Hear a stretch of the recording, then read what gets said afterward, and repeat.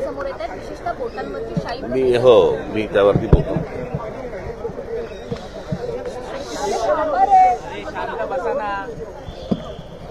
तुमच्याकडे पत्रकारांपेक्षा कॅमेरामन जास्ती बोलतात का? नाही, मला या विषयामध्ये मला मुद्दामून आपल्याला सांगायचं आहे की कशा प्रकारची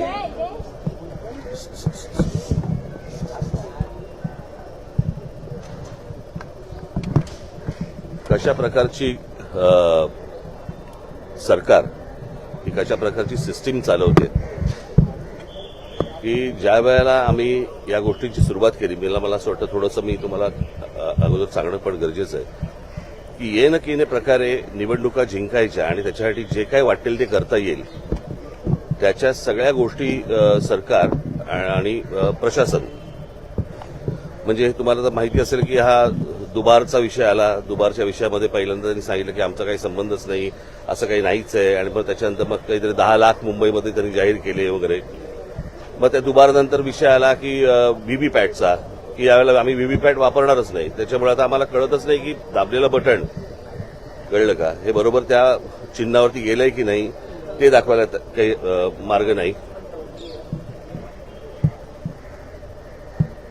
मार्ग नाही. आणि मग ते सगळं झालं. त्या सगळ्या गोष्टींनंतर आता नवीन काहीतरी काढलं की त्यांनी काहीतरी आता ते पाडू नावाचं काहीतरी यंत्र आता उद्या काहीतरी मतमोजणीच्या वेळेला वापरणार. म्हणजे विरोधी पक्ष वगैरे या नावाची काही गोष्ट ठेवायचीच नाही. दुसऱ्या पक्षाने निवडणुका लढायच्याच नाहीत. सरकारने ठरवायचं की कशा प्रकारे निवडणुका जिंकायच्या. जे त्यांनी विधानसभेच्या वेळेला केलं ते आता हे सगळं करायचा प्रयत्न करतायत. होऊ देणार नाही तो भाग वेगळा. परंतु आता हे मशीन आणलंय. हे मशीन कोणत्याही राजकीय पक्षाला दाखवलेलं नाहीये. बरं, हे मशीन आणल्यावरती त्याचं क्लॅरिफिकेशन, त्याची स्पष्टता ही निवडणूक आयोगाने द्यायची. ते देत नाहीयेत. मागितल्यानंतर, पत्र पाठवल्यानंतर पण ते देत नाहीयेत. आणि आज तर अजूनच वेगळं काहीतरी की बाबा आजपर्यंत ती इंक लावली जायची, बरं का. आता काहीतरी नवीन पेन आणलंय आणि ते पेनमध्ये इतक्या तक्रारी सगळ्या बाजूनी येत आहेत की तुम्ही बाहेर पडल्यावरती त्याला जर सॅनिटायझर लावलं तर ती शाई जाते. म्हणजे आता कालचं घ्या तुम्ही, एक दिवस वाढवून दिला उमेदवारांना की तुम्ही मतदारांपर्यंत जाऊ शकता. आता हा असा कुठचाही नियम नाही जो कोणत्याही निवडणुकांमध्ये वापरला नाही. तो अचानक नवीन आणला.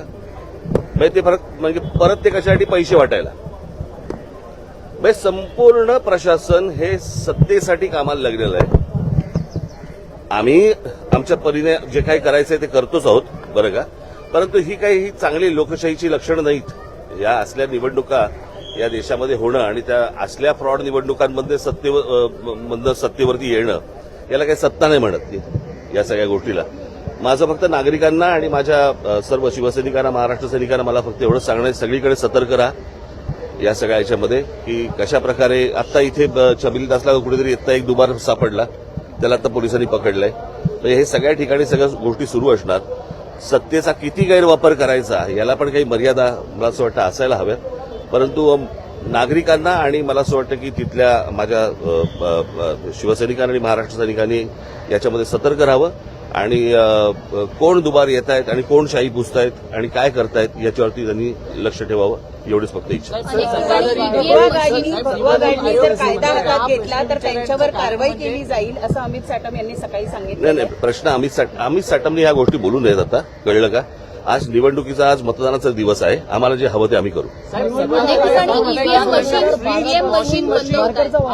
वाटतं मार्करचा आम्ही आजपर्यंत शाही लावली ना. तू काय लावलं मग तुझं बोर्ड बघणारच का निवडणूक आयोग?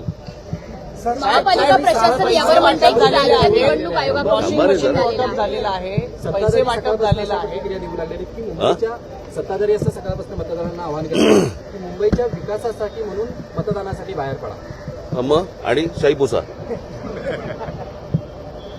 परत जा, परत मतदान करा, परत बाहेर या, शाही पुसा. हा विकास ठीक आहे. आपण सतर्क राहावं. आणि मला असं वाटतं की आपण सर्व पत्रकार बांधव भगिनी, आपल्याला पण माझी विनंती आहे की या सगळ्या गोष्टींवरती आपण बारीक लक्ष ठेवावं.